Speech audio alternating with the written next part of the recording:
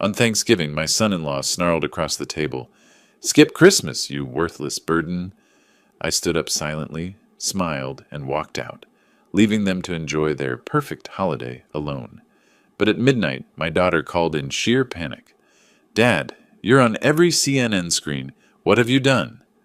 Before continuing, subscribe to the channel and write in the comments what time it is in your region right now. My name is Robert Wilson Turner. I'm 64 years old, living in Manhattan on the Upper East Side. Spent most of my adult life working in investment banking at Goldman Sachs before retiring 2 years ago.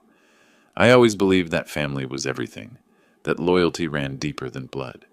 Turns out I was naive. My daughter Lindsay is 33 now. She used to be my little girl, the one who'd wait by the window for me to come home from work, who'd share her dreams over Sunday morning pancakes. Smart, ambitious, beautiful. She became a PR manager at one of those big agencies in Midtown. I was so proud of her. Then 4 years ago, she met Christopher Morrison. Everyone calls him Chris. Chris is 37, a vice president of corporate development at some tech company called Next Gen Solutions. Tall, sharp suits, expensive watch that gleams under restaurant lights. The kind of man who shakes hands like he's closing a deal, who smiles with his mouth but not his eyes. When Lindsay first brought him home, I noticed how he talked about his achievements, his connections, his future plans.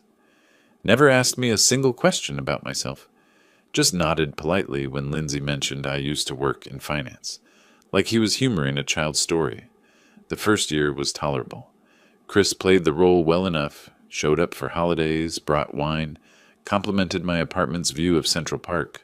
But I saw the calculation behind those gestures, the way he'd steer Lindsay away when I tried to talk to her alone. The subtle comments about how I should enjoy retirement and not worry so much about them.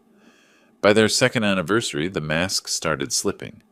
Chris began suggesting I was too involved in Lindsay's life, that I called too often, that my advice was outdated for their generation. Lindsay, bless her heart, tried to balance both of us. She'd apologize for her husband's terseness, make excuses about work stress.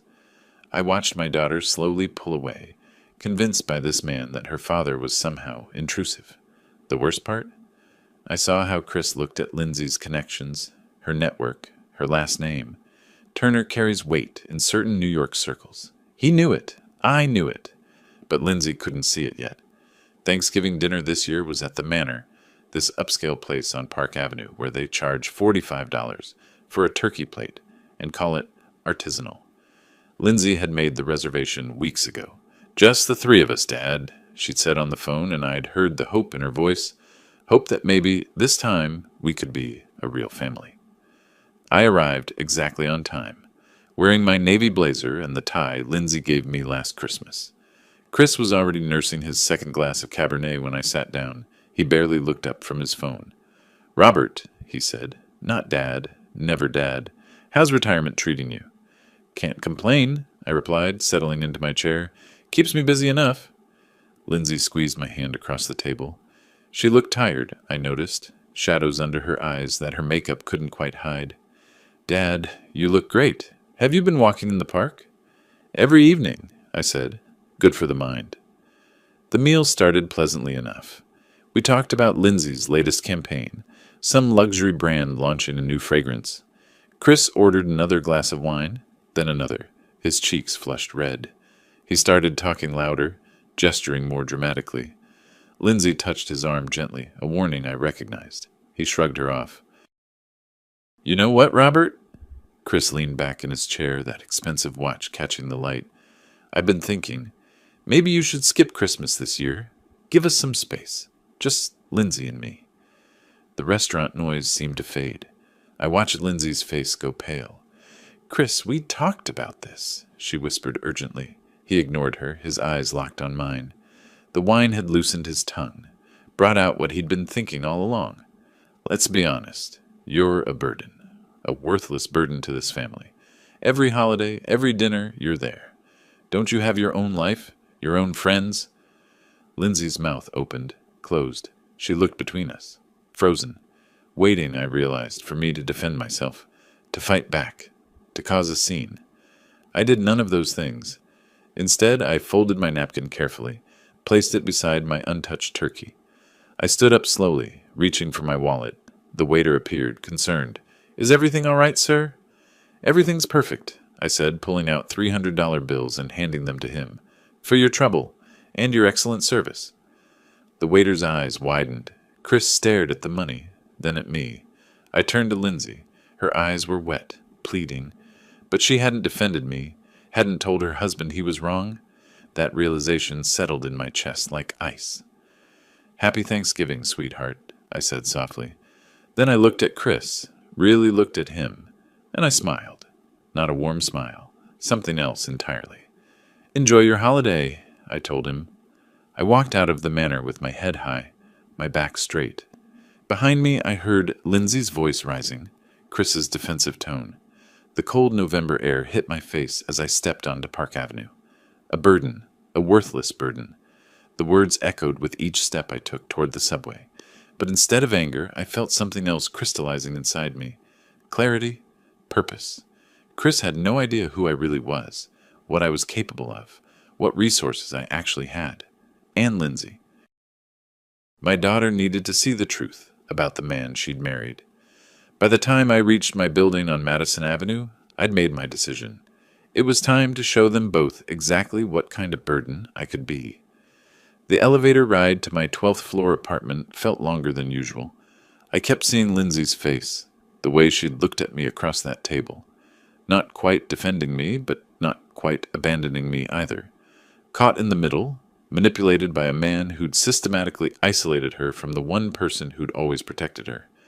I unlocked my door and stood in the entryway, looking at my home with new eyes. Modest, by Manhattan standards. Clean lines, comfortable furniture, floor-to-ceiling windows overlooking Central Park. Nothing flashy. Nothing that screamed money. Exactly how I'd wanted it. I poured myself 2 fingers of Macallan 18 and sat in my reading chair. The leather creaked familiar beneath me. On the side table sat my current book, a first edition of Benjamin Graham's The Intelligent Investor from 1949. Paid $12,000 for it at auction. Chris would probably call that wasteful. Chris, the self-made man, the rising star at NextGen Solutions with his vice president title and his $180,000 salary. He thought he knew success, thought he understood money and power. He had no idea. I thought back to 2 years ago when Lindsay first started bringing him around regularly, how Chris would glance around my apartment, doing mental calculations. 1 bedroom on Madison Avenue, decent view, modest furnishings. He'd sized me up and filed me away as comfortable retiree on a pension, maybe pulling in $4,000 or $5,000 a month. Harmless, irrelevant. I remembered one Sunday brunch particularly clearly. Lindsay was in the kitchen making coffee when Chris leaned over. "Must be tough," he'd said, voice dripping with false sympathy. "Going from the banking world to this." He gestured vaguely at my apartment. "But hey, at least you got out before the stress killed you, right?" I'd smiled and nodded. Let him think whatever he wanted. But I'd noticed things too. The Rolex Submariner on his wrist, $42,000 retail. The Italian shoes, $3,000 easy. The casual mention of a weekend in the Hamptons, staying at a friend's place. All on a salary that should have left him comfortable, but not extravagant. Either Chris had family money he wasn't mentioning, or he was getting income from somewhere else. I'd filed that observation away. Didn't seem important at the time. Now, sitting in my chair with the taste of whiskey on my tongue, it seemed very important indeed. I set down my glass and walked to my study. Behind my desk hung a painting, abstract expressionism, nothing remarkable. I removed it carefully and revealed the wall safe underneath. Hadn't opened this in 2 years, not since I'd officially retired and decided to step back from active management. The combination still came easily to my fingers. The heavy door swung open. Inside, documents, contracts, account statements, Turner Capital Partners, my private investment fund, assets under management, $127 million. Nobody in my family knew it existed. Not Lindsay. Certainly not Chris. After my wife Sarah died 15 years ago, I'd made a choice. I could have retired in obvious luxury, bought a penthouse, flaunted the wealth I'd accumulated. Or I could live simply, invest wisely through trusted advisors, and let Lindsay make her own way in the world without the complications that serious money brings. I'd chosen simplicity, chosen to be comfortable retired banker Robert, instead of multimillionaire investor Robert Turner. Looking at these documents now, I wondered if I'd made the right choice. If I'd protected Lindsay or just made her vulnerable to predators like Chris. My phone buzzed. A text from Lindsay. Dad, I'm so sorry about tonight. Chris had too much to drink. Can we talk tomorrow? I stared at the message. No, he was wrong. No, you didn't deserve that. Just excuses. I typed back. Nothing to apologize for, sweetheart. Enjoy your evening. I pulled out my chessboard, the antique set I'd inherited from my own father. Set up a problem I'd been working on. White to move, mate in 7. But my mind wasn't on chess tonight. Chris thought I was a burden. Thought I was worthless. The man had expensive tastes on a modest salary. He'd isolated my daughter, spoken to me with contempt. And I was supposed to just accept it? Fade quietly into the background? I thought about Sarah. What she would say if she were here. She'd always been the fierce one, the protector. Rob, she'd tell me, you're too nice. Sometimes people need to learn consequences. I moved my knight on the board, then my bishop. The solution to the chess problem became clear. Check, check, checkmate. I needed information first. Facts, numbers, evidence. The next morning, I made a phone call to an old acquaintance from my Goldman days. Not a friend exactly, but someone who owed me a favor from way back. 20 minutes later, I had a name. Marcus Green, private investigator, former FBI, specializes in financial crimes. I set up a meeting for the following week. As I hung up, my phone rang. Lindsay. Hey, Dad, she said, voice careful. How are you? Fine, sweetheart. Just fine. About last night. Lindsay, I interrupted gently, you don't need to explain anything. Chris was right about one thing. You two need your space. Build your own life together. Silence on the other end. I could almost hear her relief. So you're not mad? Not at all, I lied smoothly. In fact, I'm thinking of taking it easy this holiday season.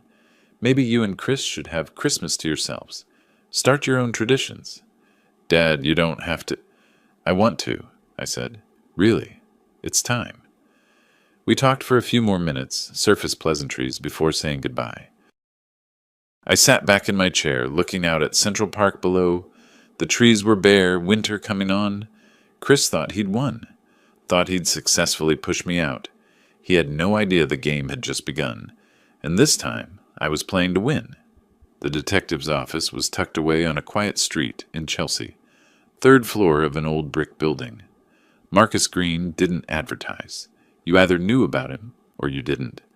I found out about him through an acquaintance from my Goldman days, someone who owed me a favor from way back. One phone call and I had Marcus's number. Another call and I had an appointment for the following Monday. The office was exactly what I expected. Functional. No frills. Metal desk, filing cabinets, computer monitors on a side table, a framed certificate from Quantico on the wall. Marcus himself was early 50s, graying at the temples, the kind of build that said he still worked out, but had stopped trying to impress anyone. Mr. Turner, he said, shaking my hand. Firm grip, direct eye contact. How can I help you? I laid it out, plain. No drama, no emotion, just facts. My son-in-law, Christopher Morrison, vice president at NextGen Solutions, salary $180,000 a year, living in a $3.2 million townhouse in Tribeca, wearing a $42,000 watch, taking weekend trips that should be beyond his means. Marcus listened without interrupting, occasionally making notes on a yellow legal pad. You think he's got money coming from somewhere else? Marcus said when I finished. Not a question. I know he does, I replied. I just need you to find out where and how much. Financial investigations take time. Bank records, offshore accounts, corporate filings. Could take weeks, maybe longer. I've got time. Marcus quoted me $15,000 for the initial investigation. I wrote him a check on the spot, drawn from an account Chris didn't know existed. We shook hands again, and I left. Walking back to the subway, I felt something shift inside me. For years I'd played the role of harmless retiree, stepped back, let Chris push me aside while I kept the peace for Lindsay's sake. Not anymore. That evening, my phone rang. Lindsay. "Hey, Dad," she said, voice careful, uncertain.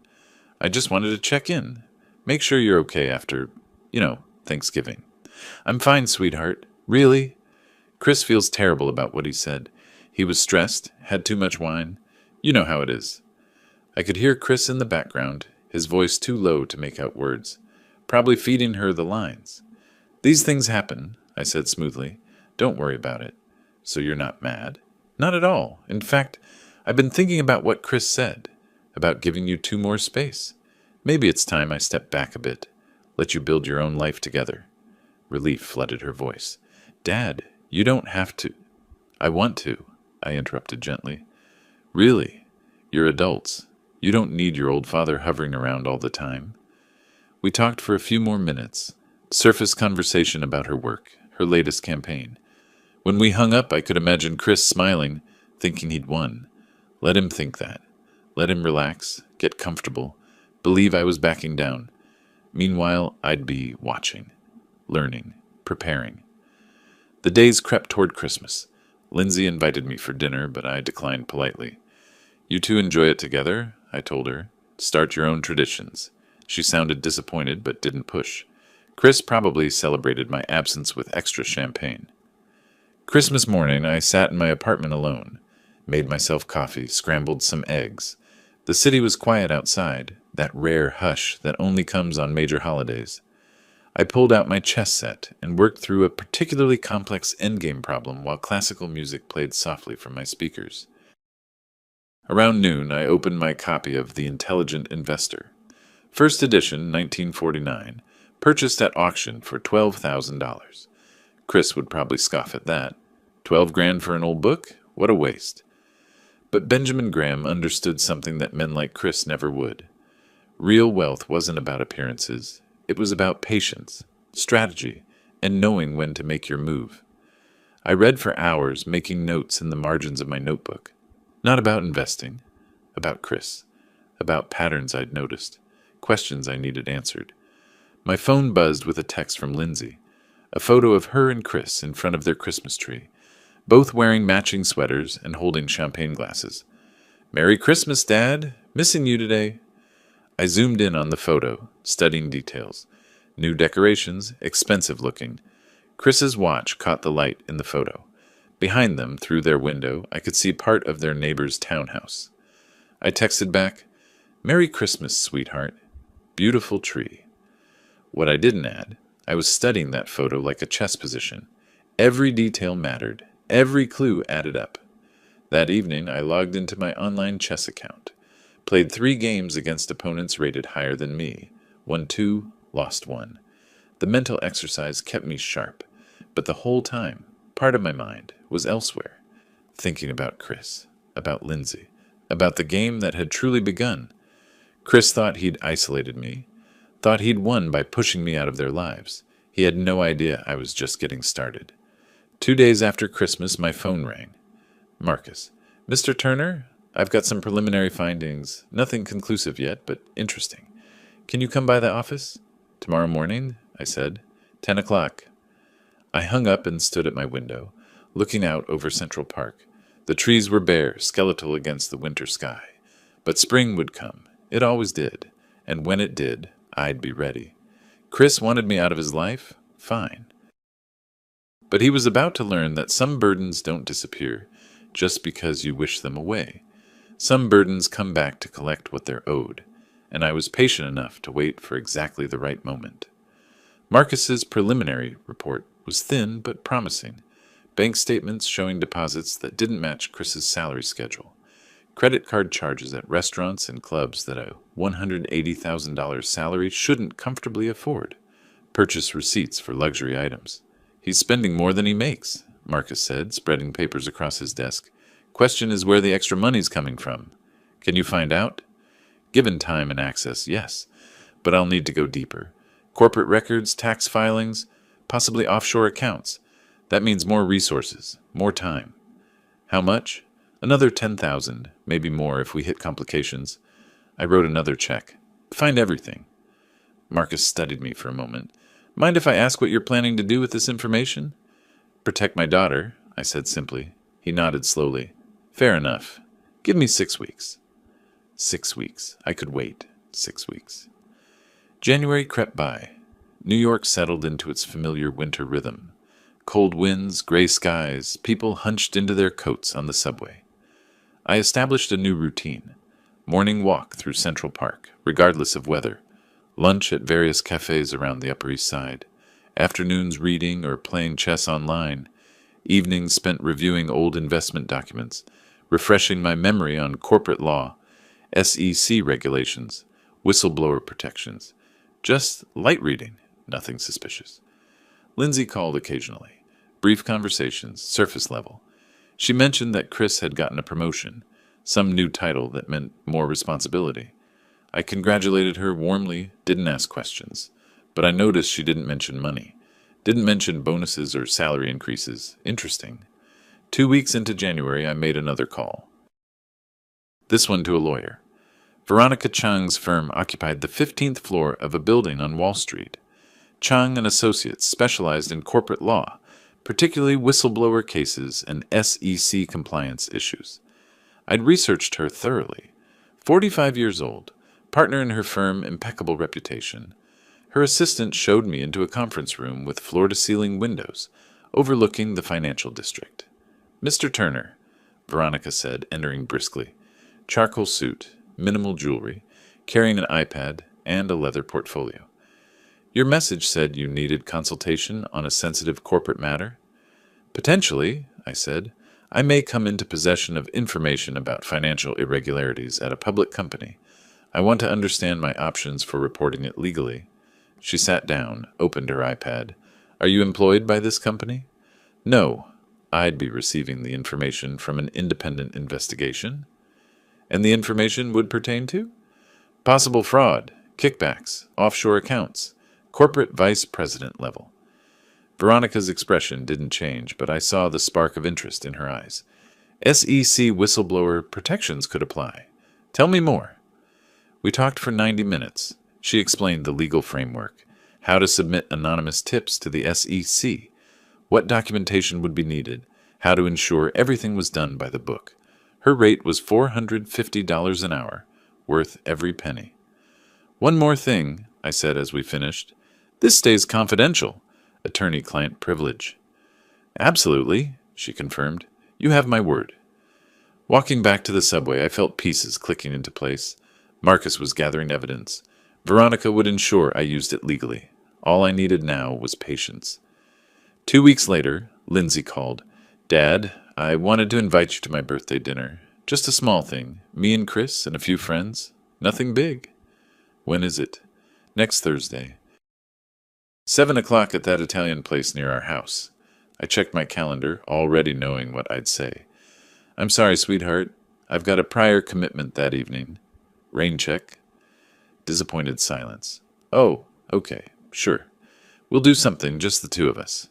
Maybe brunch the following weekend. Yeah, that would be nice. After we hung up, I sat there wondering if she'd actually invited me, or if Chris had forgotten to tell her I'd declined. Didn't matter. Either way, I was keeping my distance. Let Chris think he'd won. Let him relax into his comfortable corruption. 3 weeks after my meeting with Veronica, Marcus called. Mr. Turner, you need to see this. In person. When? Now would be good? I grabbed my coat and headed for Chelsea. Marcus's desk was covered with documents. Bank statements, wire transfer records, emails. He looked up when I entered, and I saw something in his expression. Excitement. The look of a hunter who'd found the trail. Your son-in-law's been very busy, Marcus said. He walked me through it. An offshore account in the Cayman Islands. $340,000. Transferred in irregular amounts over the past 2 years. Wire transfers from shell companies that, when traced back, connected to Next Gen Solutions subsidiaries. He's taking kickbacks, I said quietly. Looks that way. I've also got email exchanges discussing consulting fees and commission structures that have nothing to do with his official job duties. I picked up one of the printouts, read Chris's words, casual, arrogant, discussing money like it was his due. Keep digging, I told Marcus. I want everything. Every transaction, every email, every connection. That'll take time. I've got time. Back in my apartment that evening, I poured myself a whiskey and stood at my window. The lights of Manhattan glittered below. Somewhere out there, in a $3 million townhouse, Chris was probably having dinner with my daughter. Probably complaining about work stress. Probably checking his watch and his phone and his offshore account balance. Probably thinking he was clever, untouchable. I sipped my whiskey and smiled. In chess, there's a concept called the long game. You don't take pieces immediately just because you can. You position. You prepare. You wait for the exact right moment when your opponent realizes they're already checkmated. They just haven't seen it yet. Chris had called me a worthless burden. Soon he'd understand exactly what that burden could do. And by the time he realized what was happening, it would be far too late to stop it. Marcus called again 3 weeks later. "You're going to want to see this," he said, and I heard something in his voice. Satisfaction. The tone of someone who just solved a particularly difficult puzzle. I was at his office within the hour. The documents spread across his desk told a story I hadn't expected. One of the companies paying Chris those mysterious consulting fees was called Future Tech Ventures. I recognized the name immediately. Future Tech Ventures was a portfolio company of Turner Capital Partners, my company. I sat back in my chair, a slow smile spreading across my face. The irony was almost too perfect. Chris had been taking kickbacks from a company I owned, and he had no idea. All those vague deals he'd been so proud of, all that money flowing into his offshore accounts, I'd been indirectly paying him the whole time. "What's the connection?" Marcus asked, watching my reaction. "Future Tech is involved in one of my investments," I said carefully. "Tell me more about these payments." Marcus pulled up another document. Chris had lobbied for a contract between NextGen Solutions and Future Tech Ventures. $8.5 million. In exchange, he'd received $170,000 in consulting fees, routed through 2 shell companies. "That's insider trading," I said quietly. "Conflict of interest." He was getting paid to steer his company's business to a vendor he had a financial relationship with. Exactly. And it gets better. I found 2 more similar deals. Different amounts, same pattern. Your son-in-law has been running this scheme for at least 3 years. I studied the documents. Dates, amounts, email exchanges where Chris casually discussed his commission structure with people I'd never heard of. So confident, so careless. "I need copies of everything," I said. "Can you organize it into a comprehensive dossier?" "Already done. 47 pages, indexed and cross-referenced. Bank records, emails, wire transfer receipts. Everything you'd need for a legal case." I met with Veronica again the next afternoon. Her office, same conference room with the view of the financial district. "I have documentation of corporate fraud," I told her, sliding Marcus's dossier across the table. "Kickbacks, offshore accounts, conflict of interest. What's my cleanest path to report this?" Veronica spent an hour reviewing the documents. When she finally looked up, her expression was serious. "This is substantial, Robert. If reported properly, the SEC would be very interested. We're talking potential criminal charges, not just civil penalties. I want to do this right, anonymously, by the book, no connection to me." She nodded.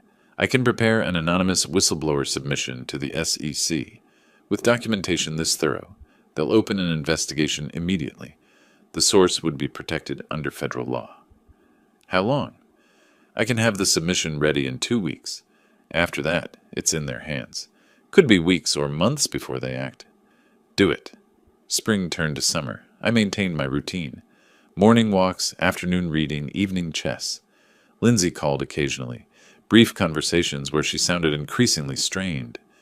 I didn't press. Chris, I imagined, was feeling quite secure. His troublesome father-in-law had backed off. His deals were flowing. His offshore account was growing. Then came the summer evening that changed everything. I was sitting in my reading chair, glass of Macallan 18 in hand, watching the city lights twinkle below. It was late, nearly midnight. I'd been reading about endgame theory, how the simplest positions often held the deepest complexity. My phone rang at 3 minutes past midnight. Lindsay's name on the screen. "Dad!" Her voice was high, panicked. Are you watching CNN? Are you seeing this? I'm not watching anything, sweetheart. What's wrong? Turn it on, right now. It's about Chris. They're saying terrible things. Accusations of corruption, financial fraud. Dad, what's happening? I reached for my remote, flipped on the television. CNN was indeed on, and I recognized the anchor immediately. Daniel King, their financial corruption specialist. Documents obtained by CNN show a pattern of alleged kickbacks and conflicts of interest, spanning multiple years, King was saying. Behind him, a photo of Chris appeared on screen, his professional headshot from the Next Gen website. Below it, a caption, VP accused of corruption. I took a slow sip of my whiskey, watching the screen with clinical interest. Christopher Morrison, Vice President of Corporate Development at Next Gen Solutions, allegedly received substantial payments through offshore accounts in exchange for steering company contracts to specific vendors, King continued. The documentation provided by an anonymous source includes bank records, wire transfers, and internal communications. Dad? Lindsay's voice cracked. Did you hear what I said? I heard it, sweetheart.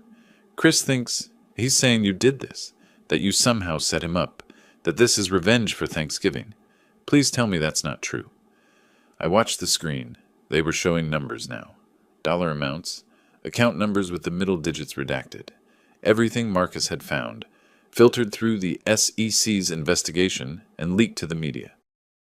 Lindsay, I said calmly, I'm a 64-year-old retired banker, living on a pension of $4,200 a month. How exactly would I have the resources or connections to orchestrate something like this? Silence on the other end. Then a muffled sound, Chris's voice in the background, sharp with panic. I have to go, Lindsay said. Chris needs me, but Dad, please. I'm here if you need me, I interrupted gently. Always. She hung up. I turned up the volume on the television. Daniel King was interviewing someone from the SEC now, discussing the scope of financial fraud investigations, what penalties Chris might face if the allegations proved true. I finished my whiskey slowly, savoring it. Outside my window, Manhattan glittered like a game board under lights. Somewhere out there, in a townhouse in Tribeca, Chris Morrison was having the worst night of his life. And somewhere else, justice was finally being served. The game had moved into the endgame. And in chess, as in life, the endgame was where patient players claimed their victories. The broadcast continued for another 20 minutes. More details, more documents, more financial experts weighing in on the severity of the allegations. I watched it all with the detachment of someone observing a chess match they had already won 3 moves ago. Every number they cited, every transaction they highlighted. I'd seen it all weeks ago in Marcus's reports. My phone rang again. Lindsay. Dad, I need you to tell me the truth. Her voice was harder now, more controlled. Did you have anything to do with this? With what, sweetheart? Don't play games. The news. The accusations. Chris says you're behind it somehow, that you've been plotting against him. I stood and walked to my window. Midnight Manhattan spread below, 1,000 stories playing out in 1,000 lit windows. In one of them, Chris was probably pacing, his phone ringing off the hook, his perfect life crumbling. Lindsay, I'm a simple pensioner.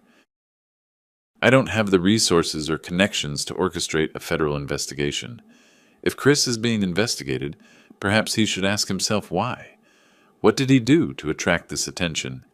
He didn't do anything, but her voice wavered, just slightly. Then he has nothing to worry about. The truth will come out. I heard Chris shouting in the background, too muffled to make out words. I have to go, Lindsay said, but we're not done talking about this. She hung up without saying goodbye. I considered going to bed. It was late, after all, but something told me the night wasn't over yet. So I poured another small measure of whiskey and waited. 40 minutes later, my phone buzzed. A text from Lindsay. Chris wants to talk to you. Coming to your building. I smiled. Of course he did. I changed from my reading clothes into proper trousers and a button-down shirt, made fresh coffee, straightened the magazines on my coffee table. If Chris wanted a confrontation, we'd have it on my terms, in my space. The doorman called up 20 minutes later. Mr. Turner, you have visitors. A Mr. and Mrs. Morrison? Send them up, please. I opened my door before they could knock. Lindsay looked exhausted, her makeup smeared from crying. Chris looked like a cornered animal, red-faced, eyes wild, his expensive suit rumpled. "Come in," I said pleasantly. "Can I offer you coffee?" Chris stormed past me into the living room. "Cut the act, Robert. We both know what you did." "I'm sorry. I don't follow." I gestured to the sofa. "Please sit. Don't play dumb." Chris's voice rose. "That report? Those documents. CNN doesn't just get anonymous tips out of nowhere. You did this. Somehow you orchestrate this whole thing." I sat in my reading chair, crossing my legs comfortably. "That's quite an accusation. Do you have any proof?" His face went even redder. "I don't need proof. The timing is too convenient. I embarrass you at Thanksgiving, and now suddenly I'm being investigated. You expect me to believe that's coincidence?" "What I expect," I said calmly, "is that if you've been taking money you shouldn't have, you'd face consequences eventually. These things have a way of catching up with people. I haven't done anything illegal. Then you'll be fine. False accusations can be disproven." Lindsay stood between us, her hands shaking. "Dad, please. If you know something, just tell us. Chris's lawyer needs to know what we're dealing with." I looked at my daughter, really looked at her, the dark circles under her eyes, the way she'd positioned herself slightly in front of Chris, still protecting him despite everything, still choosing him over the evidence of her own eyes. "Lindsay," I said gently, "I don't know anything more than what I saw on the news. Your husband is being accused of financial fraud. If he's innocent, his lawyer will clear it up. If he's not—" I shrugged. "Well, that's between him and the authorities." Chris stepped forward, his fists clenched.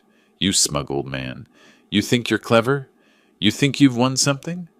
I didn't stand, didn't move, just looked up at him with the same calm expression I'd worn when he called me a worthless burden. "Chris," I said quietly, "at Thanksgiving, you told me to skip Christmas. You called me a worthless burden in front of my daughter and a restaurant full of people. You've spent 2 years trying to push me out of Lindsay's life, manipulating her, isolating her from the one parent she has left." His jaw tightened. Lindsay's face went pale. "Now you're being investigated for financial crimes," I continued. "Whether I had anything to do with that or not, you should ask yourself, what kind of man makes enemies of his family? What kind of man treats people with such contempt that they might want to see him face consequences?" "This isn't over," Chris hissed. "I will prove you did this." "And when I do—" "When you do what?" I raised an eyebrow. "Sue a retired banker with a $4,200 monthly pension? Good luck affording that lawyer." The color drained from his face, because in that moment I think he finally understood the scope of what was happening, the fact that his money, his connections, his arrogance, none of it would save him now. Lindsay pulled at his arm. "Chris, let's go. This isn't helping." He yanked away from her, pointing a finger at me. "You're a manipulative old man. Lindsay, can't you see what he's doing? He's trying to destroy us." But Lindsay wasn't looking at him. She was looking at me, and I saw something shift in her eyes, the first crack in the facade, the first real doubt. "Let's go home," she said quietly. "Please." Chris stared at me for another long moment, breathing hard. Then he turned and stormed out. Lindsay followed, pausing at my door. "Dad," she whispered, "I don't know what's true anymore." "Then maybe it's time to start asking questions," I said gently. "Real questions, not the ones Chris wants you to ask." She left without another word. I closed my door and returned to my chair. The television was still on, muted now, showing a repeat of the same story. Chris's photo, the accusations, the investigation. I picked up my phone and typed a brief text to Marcus. "Well done." His response came immediately. "Just doing my job." I turned off the television and sat in the quiet darkness, looking out at the city. Chris had called me a worthless burden, had tried to erase me from my daughter's life, had built his success on corruption and arrogance. And now he was learning what I'd known all along. Some burdens don't disappear. Some burdens wait patiently, building their case, gathering their evidence. Some burdens know exactly how to make you pay. The next morning arrived with all the subtlety of a freight train. My phone started ringing at 7. Lindsay. I let it go to voicemail. Then Chris's lawyer. Voicemail. 3 reporters who'd somehow gotten my number. Voicemail, voicemail, Voicemail. I made coffee and sat by my window, watching the sun rise over Central Park. The city was waking up to Chris Morrison's scandal. Front page of the financial section. Lead story on every business news channel. His professional headshot displayed on screens across America, with words like corruption and fraud underneath. I sipped my coffee slowly, savoring both the brew and the moment. By noon, Next Gen Solutions had issued a statement. Chris's duties were suspended pending investigation. The SEC had opened a formal inquiry. His lawyer, some expensive firm from Midtown, was already positioning for damage control. Lindsay called again. This time I answered. "Dad!" Her voice was raw, exhausted. "I need to see you. Just you and me. Please."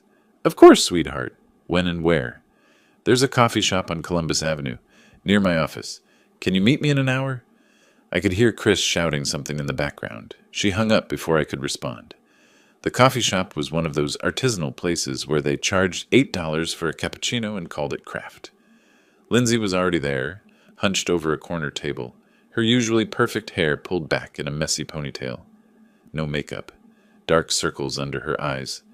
She stood when she saw me, and for a moment I thought she might hug me, but she just gestured to the seat across from her. "Thanks for coming," she said quietly. I ordered a black coffee and sat down. Waited. Let her gather her thoughts. "Chris says you orchestrated all of this," she began, "that you hired investigators, planted evidence, destroyed his reputation because he embarrassed you at Thanksgiving. And what do you think?" She looked at me with red-rimmed eyes. "I don't know what to think anymore, Dad. Everything's falling apart. His lawyer says he could face prison time, millions in fines. His career is over. And he keeps saying you did this." I pulled a folder from my bag. Marcus had prepared a sanitized version of his findings. Just the facts. No mention of sources. "Lindsay, I want you to look at something. Not because I want to hurt you, but because you deserve to know the truth about the man you married." I slid the folder across the table. Bank statements showing transfers to the Cayman Islands. Emails discussing consulting fees and commission structures. Financial records that didn't match Chris's legitimate income. She opened it slowly, scanning the pages. I watched her face as comprehension dawned, the color draining from her cheeks, her hands starting to shake. These are Chris's accounts?" "Read the emails," I said gently. She did. One in particular, dated 2 years ago, where Chris discussed using the Turner connection to open doors at a potential client. Another where he joked about his meal ticket wife. "Oh," she whispered. That was all. Just, "oh." "Lindsay, look at me." I waited until she met my eyes. Did I want him exposed? Yes. Did I hire people to investigate him? Yes. But I didn't plant anything. I didn't fabricate anything. Everything in that folder is real. Your husband has been taking kickbacks for years, using your name, your connections, your reputation to advance himself while stealing from his company. A tear rolled down her cheek. She brushed it away angrily. "Why didn't you tell me, before all this? Would you have believed me? Or would Chris have convinced you I was just a jealous father trying to destroy your marriage?" She looked away. We both knew the answer. "He used you," I continued quietly. "And he tried to push me out of your life so I wouldn't see what he was doing. So there'd be no one to protect you when it all came crashing down." Her phone buzzed. She glanced at it and winced. "It's Chris. He wants to know where I am. He's furious I came to see you. You're 33 years old, Lindsay. He doesn't get to control who you see. You don't understand. He's so angry, scared. He thinks the whole world is against him." She paused. "Including me. Is he right?" She stared at the documents spread across the table. The evidence of her husband's corruption, his manipulation, his lies. "I don't know," she whispered. "I don't know anything anymore." We talked for another hour. I didn't push. Didn't demand she leave him or make any decisions. Just let her process, asked questions, helped her see what had been invisible for so long. When we finally left, she hugged me, really hugged me, like she used to before Chris.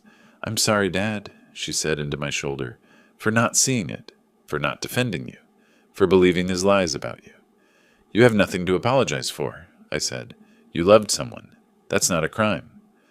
But as I watched her walk away, phone already ringing with another call from Chris, I wondered how long it would take her to make the choice that needed making. That evening, the news broke that Chris had hired a PR firm, $35,000 for damage control. They'd issued a statement painting him as the victim of a vindictive father-in-law who couldn't accept his daughter's marriage. I almost laughed. The man was drowning, and his solution was to throw money at image consultants. The reporters weren't buying it. They wanted to know about the offshore accounts, the suspicious transfers, the emails. Chris's press conference the next day was a disaster. Sweating under the lights, defensive, angry. Every question made him look guiltier. I watched it from my apartment, glass of whiskey in hand. The hunter had become the hunted, and he had no idea how to handle it. A week passed, then another. Chris's situation deteriorated with each news cycle. The SEC investigation expanded. More documents surfaced. Another $20,000 in questionable payments. Another shell company. Another smoking gun. And through it all, Chris kept pointing fingers at me. Robert Turner orchestrated this, he told anyone who would listen. He's manipulating everything behind the scenes. If only he knew how right he was. 2 weeks after the initial story broke, Lindsay called me. "Dad, can we meet? I have something I need to tell you." We met at the same coffee shop. This time she looked different. Calmer. More resolved. "I'm leaving him," she said without preamble. "I've already talked to a divorce lawyer. I'm filing next week." I reached across the table and squeezed her hand. "I'm proud of you." "Don't be proud yet. Chris is threatening to fight it. He says if I leave him now, he'll expose you. Tell everyone you were behind the investigation, that you manipulated the media, that you're the real criminal." She laughed bitterly, as if he has any credibility left. "Let him try," I said calmly. "He has no proof because I covered my tracks carefully. Marcus worked under confidentiality. Veronica's protected by attorney-client privilege, and the SEC received an anonymous tip. There's no paper trail leading back to me. Still, he'll make our lives miserable if he can. Lindsay, your husband is drowning. People who are drowning flail around, grab at anything, pull others down with them. Don't let him pull you down too." She nodded slowly. "There's something else. I want you to tell me the truth about something." Here it was, the question I'd been waiting for. "You said you hired investigators. Where did you get the money? Your pension is $4,200 a month. Marcus's firm charges thousands. So does that lawyer, Veronica Chang. Where did the money come from?" I looked at my daughter, this smart, perceptive woman I'd raised. She'd figured out there was more to the story. Time to show her how much more. "I need you to come with me somewhere," I said. "Tomorrow. Can you take the afternoon off work?" "Where are we going?" "To meet Veronica. There's something I need to show you." Something I should have shown you a long time ago. The next day we met at Veronica's office on Wall Street. The lawyer had prepared everything I'd requested, laid out on the conference table in her office. Lindsay walked in, confused. "Dad, what's going on?" "Sit down, sweetheart." Veronica nodded politely and left us alone. I opened the first folder. Turner Capital Partners. Account statements. Investment portfolios. Property holdings. Asset allocations. Lindsay's eyes went wide as she scanned the numbers. "Dad, these accounts, this says $127 million. "That's correct. But I don't understand. You're retired. You live in that one-bedroom apartment. You said you live on your pension." "I do live on my pension," I said. "These funds are separate, managed through trustees. I haven't touched them in years except to pay for your education, and now to pay for the investigation that exposed your husband."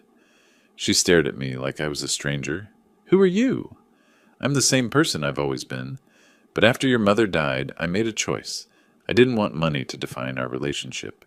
Didn't want you choosing friends or partners based on wealth. I wanted you to build a real life, with real people who cared about you for who you are." "So you pretended to be poor?" "Not poor. Comfortable. Middle class. And it worked, didn't it? You built a career on your own merit. You made your own way." "Until I married a man who used me anyway," she said bitterly. "That's not on you. Chris is a professional manipulator. He would have found an angle regardless." I pulled out another document. "But here's the part he doesn't know. Will never know. One of the companies that paid him those kickbacks. Future Tech Ventures? That's mine too. Portfolio company of Turner Capital Partners. Lindsay's mouth fell open. You mean...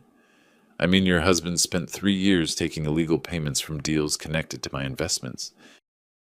He thought he was so clever, skimming money off contracts, building his secret fortune. The whole time he was indirectly taking money from the man he called a worthless burden. She started laughing. Not happy laughter, something wilder, almost hysterical. Oh my God, he has no idea, does he? That you've been, what, pulling strings this whole time? Not pulling strings. I only learned about the connection when Marcus did his investigation. But once I knew, yes, I made sure the SEC got every detail they needed to take him down properly. Lindsay looked at the documents again, really seeing them now. The scope of my resources, the network of investments, the quiet power I'd wielded while pretending to be nothing more than a retired banker. Who else knows about this? She asked.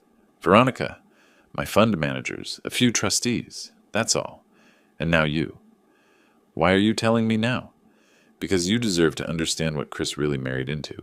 He thought he was marrying the daughter of a comfortable middle-class retiree, someone he could manage, control, eventually inherit from if he played his cards right. He had no idea that his father-in-law could destroy him with a few phone calls if provoked enough. And you did destroy him. No, I corrected gently. Chris destroyed himself. I just made sure the world could see what he'd been hiding. We sat in silence for a long moment.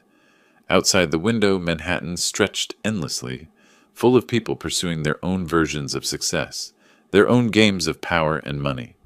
What happens now? Lindsay finally asked. Now? You divorce him, move on, build a better life, and I go back to being your dad. Just your dad.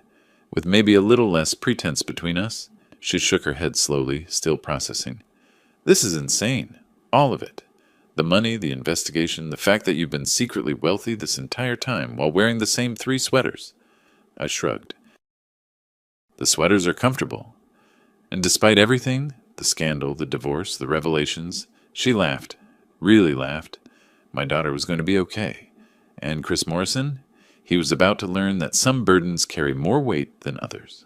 Chris's desperation manifested 2 weeks later in the most predictable way possible. A press conference. He'd rented a room at a midtown hotel, invited every media outlet he could think of, and staged what he called a statement to clear my name.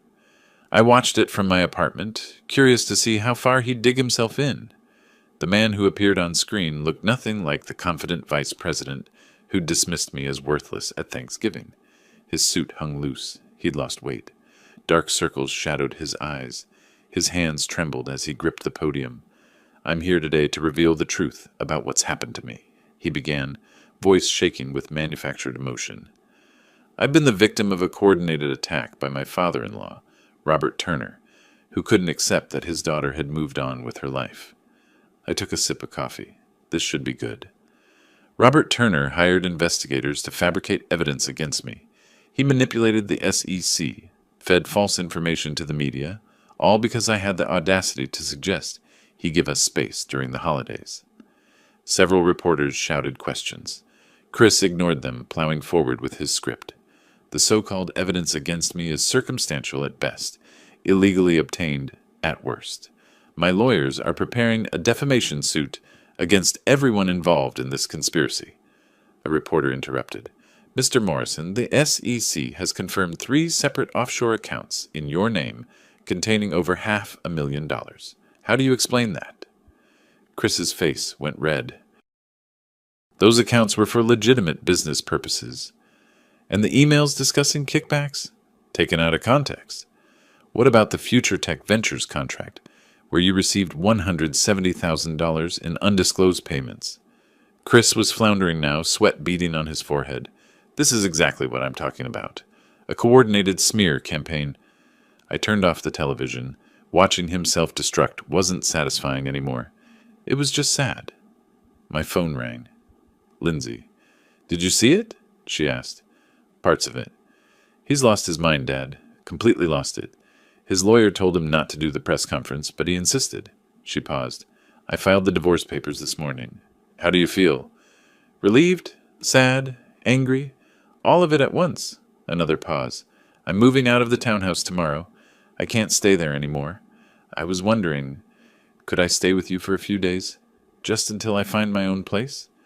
My chest tightened with something that wasn't quite triumph, but close. Of course, sweetheart. Stay as long as you need. Thanks, Dad. I'll see you tomorrow. She moved in the next day with 3 suitcases and a lot of emotional baggage. I gave her my bedroom, took the couch. We fell into an easy routine. Morning coffee together, her leaving for work, me working on my chess puzzles and reading. Chris's press conference had backfired spectacularly. The SEC, apparently insulted by his accusations of fabrication, announced they were expanding their investigation. Financial news outlets dug deeper, finding more questionable transactions, more conflicts of interest. The number grew, not just the original $510,000, but another $420,000 in previously undiscovered accounts. Chris's lawyer quit. His second lawyer lasted 3 days before resigning, citing irreconcilable differences with the client. Then came the call I'd been half expecting. Mr. Turner, this is Jonathan Hayes, CEO of NextGen Solutions. The man Chris had been stealing from for 3 years wanted to meet me. Interesting. We met at a Starbucks on 42nd Street, neutral territory. Hayes was late 50s, silver hair, expensive but understated suit. He ordered a black coffee and got straight to business. I want to thank you, he said without preamble. For what? Don't play coy. I know you were behind the investigation that exposed Morrison. My security team did their homework. He held up a hand. I'm not here to threaten you. Quite the opposite. Morrison was bleeding my company dry. His corruption could have destroyed us if it had gone on much longer. You saved NextGen. I sipped my coffee, saying nothing. I also know you're more than just a retired banker with a pension, Hayes continued. Turner Capital Partners. Impressive portfolio. Very quietly managed. Is there a point to this conversation, Mr. Hayes? He smiled. Direct. I like that. Yes, there's a point. I want to discuss an investment opportunity. NextGen is looking for new partners. Serious partners with both capital and integrity. I think Turner Capital Partners might be interested. The irony was almost too perfect. Chris had spent 3 years trying to profit from NextGen through corruption, and now the company's CEO wanted to partner with the father-in-law Chris had called worthless. I'll have my fund managers reach out to your people, I said. We'll see if there's a fit. We shook hands. As Hayes left, I sat there for a moment, savoring the symmetry of it all. Chris had tried to build his empire on my daughter's connections while treating me like garbage. Now his empire was rubble, and I was being courted by the very company he'd tried to exploit. Chess players call it zugzwang, a position where any move makes things worse. Chris was in zugzwang, and he'd put himself there. The final pieces were falling into place. The courthouse was in Lower Manhattan, a gray building that had witnessed countless moments of justice over the decades. I sat in the back of the courtroom, just another face in the small crowd of observers. Lindsay sat beside me, her hand occasionally reaching for mine. Chris sat at the defendant's table with his third lawyer, a public defender who looked like he'd rather be anywhere else. The confident, arrogant man from Thanksgiving was gone. In his place sat someone who seemed to have aged a decade in 8 months. The judge read the verdict with the flat efficiency of someone who'd done this 1,000 times before. Christopher James Morrison, you have been found guilty of 12 counts of fraud, accepting unlawful gratuities, and filing false tax returns. Chris's shoulders slumped. He'd known this was coming, but hearing it still broke something in him. The court sentences you to 8 years probation with strict oversight, a fine of $3,800,000, and permanent prohibition from working in any corporate or financial capacity. I watched Chris's face as the words landed, saw the last remnants of his pride crumble. His mouth opened slightly like he wanted to protest, but no words came out, just a small, broken sound. The judge continued listing conditions, regular check-ins with a probation officer, mandatory financial disclosure, immediate asset liquidation to pay the fines. Lindsay squeezed my hand. I squeezed back. When it was over, Chris was led away. He didn't look at us, didn't look at anyone, just kept his eyes on the floor as they took him out. Outside the courthouse, Lindsay and I stood on the steps, watching the city move around us. Is it wrong that I don't feel sorry for him? She asked.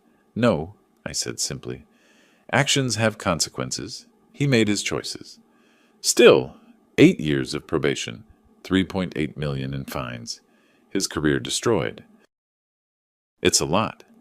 He stole from his company, took kickbacks, lied to you, manipulated you, tried to erase me from your life, and when caught, he blamed everyone but himself.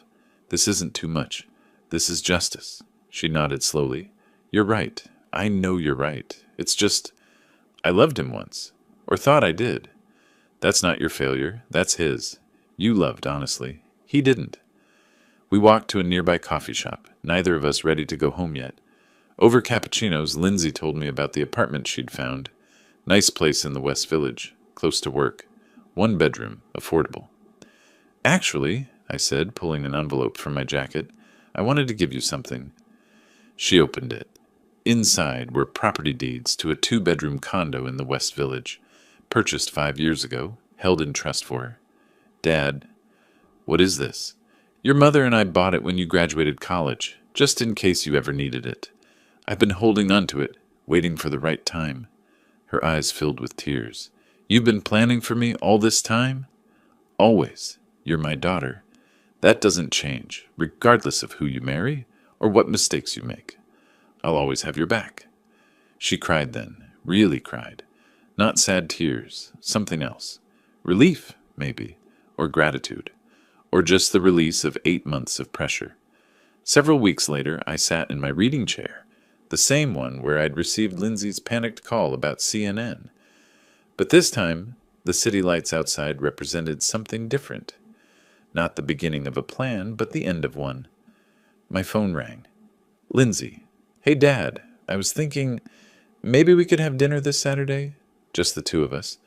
And I'd like you to tell me about Mom. Real stories. Not the perfect memories we usually share, but the messy, honest stuff. What she was really like. I smiled. I'd love that. Should I make a reservation somewhere?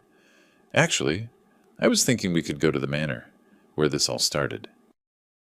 Time to create some new memories there. The restaurant where Chris had called me a worthless burden, where this entire chain of events had begun. That sounds perfect, I said. I'll book a table. After we hung up, I sat there for a moment, looking at the chess set on my side table. The endgame problem I'd been working on back in November, the night after Thanksgiving. I'd solved it months ago, but I'd left the pieces in place. Now I reset the board, started a new puzzle. New challenges, new strategies to explore. My phone buzzed with a text from Veronica. Next-Gen partnership agreement finalized. Hayes is impressed. Turner Capital Partners now officially partnered with Next-Gen Solutions. I texted back a simple thanks. So Chris had tried to profit from Next-Gen through corruption and failed. Now I was partnering with them legitimately, building something sustainable and legal. The irony would have killed him if he'd known. But he didn't know. Would never know. And that was fine by me. I looked at the photo on my desk, Lindsay and me, 20 years ago. She'd been 13, grinning at the camera with her braces, my arm around her shoulders. I had a new photo now, taken last week. Lindsay and me at her new apartment, her looking genuinely happy for the first time in months. The weight I'd been carrying since Thanksgiving, the anger, the determination, the need for justice, had lifted. Not because I'd destroyed Chris Morrison, because I'd protected my daughter, shown her the truth, given her the tools to rebuild her life. Chris Morrison was a broken man now, and I felt nothing. No triumph, no satisfaction. Just a quiet sense that the scales had been balanced. He'd called me a worthless burden, and I'd shown him exactly what this burden could do when pushed. Justice served, family restored, life moving forward. The game was over, and I'd won. But the best part? It wasn't about winning. It was about Lindsay, free and safe and ready to build a real life with real people who truly cared about her. That was worth more than any revenge. If you liked this story, please like this video, subscribe to the channel, and share your impressions of this story in the comments. To listen to the next story, click on the box on the left. Thank you for watching.